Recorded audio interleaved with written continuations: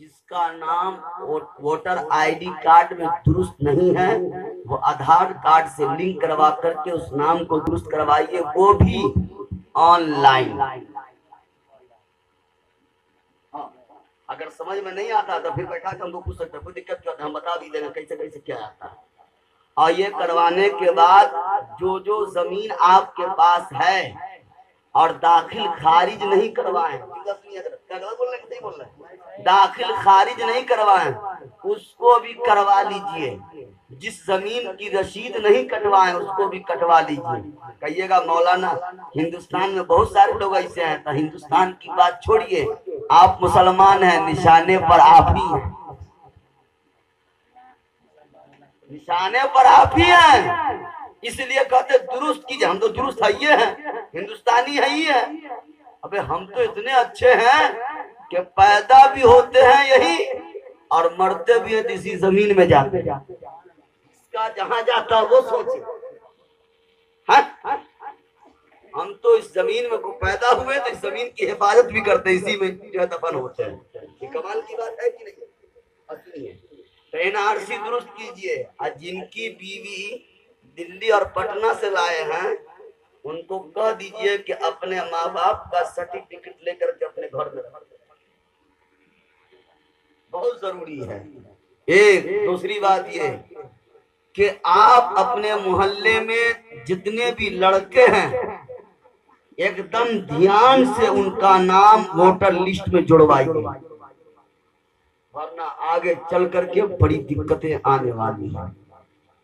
जो लड़के चाहते हैं कि मैं कुछ और बनाऊं तो ड्राइविंग लाइसेंस ये बनवाइए, साथ साथ बैंक अकाउंट खुलवाइए, मगर पैसा कम डालिए, यही बोल देते हैं।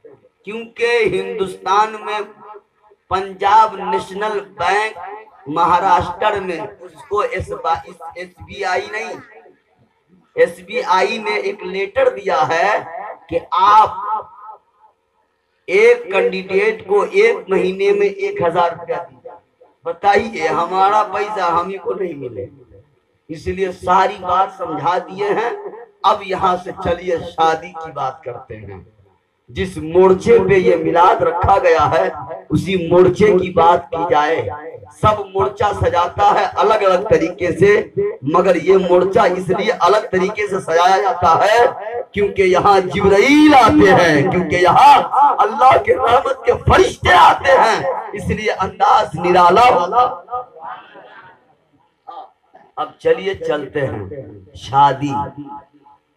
आज एकदम मामला बड़ा उल्टा है। शादी कैसी करे, कैसे करे? माँ बाप भी जाए तो माल पर ध्यान कम दीजिए, जाइए तो ये देखिए कि मेरे बेटे के लायक ये लड़की है या नहीं, मेरे घर में आएगी तो नमाज पढ़ेगी कि नहीं।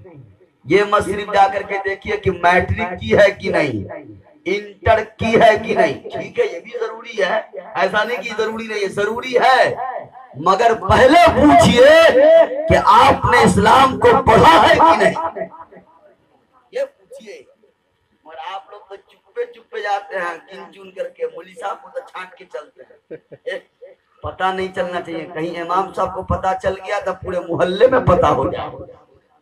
ऐसे नहीं करता लोग, मेहमानी भी करेगा तो इमाम साहब को नहीं पूछेगा, काहे भाई नहीं आने, कहीं माल जो लेंगे तो वो देख लेंगे, फिर मस्जिद में तकरीर होगी। अरे भाई, अब तो हिसाब किताब अलग अलग तरीके का है। कम से कम आलिम के रहने से ये बात जरूर है कि आलिम का जाना, आलिम का आना, इमाम का रहना अल्लाह की रहमत है। बात को भी समझिए, हम इन्हें की तरफदारी कर रहे हैं, ऐसा नहीं जुमला समझिएगा, ये आपके हक की बात कर रहे हैं। अब आगे चलिए, शादी करते हैं ना, मगर इस्लाम में भी शादी बड़ी अजब अजब तरीके से हुई है। सुनिए, एक सहाबी हैं, दो सहाबी हैं और तशरीफ ला रहे हैं। कहा कि फला औरत है, उससे मैं निकाह करना चाहता हूँ, फला औरत है उससे मैं निकाह करना चाहता हूँ। तो दूसरे सहाबी ने कहा क्या करूं मैं? कहा कि पैगाम जाओ दे करके आओ। वो सहाबी गए और घर में एंट्री किया, कहा कि फला शख्स, फला साहब आपसे शादी करना चाहते हैं, क्या आप निकाह करना चाहती हैं? तो सुनिए, वो औरत प्यारा जवाब देती है कि वो शादी करना चाहते हैं, जवान आप भी हैं, क्या आप मुझसे शादी नहीं करना चाहते? कहा मैं पैगाम मगर उनका लेकर के आया हूँ। कहा ये पैगाम मैं दे रही हूँ आपको, आप पूछ करके आइए। अल्लाह अकबर। वो सहाबी आए और आकर के कहा कि दोस्त मेरे अजीज, तूने अपने लिए भेजा था, मगर जो ही वहां मैं पहुंचा हूं, अब वो पैगाम मुझे दे रही है, अब मैं क्या करूं तू बता दे। कहा मेरे अजीज मेरे दोस्त, देर मत करो, निकाह करो, क्योंकि निकाह मेरे आका की सुन्नत।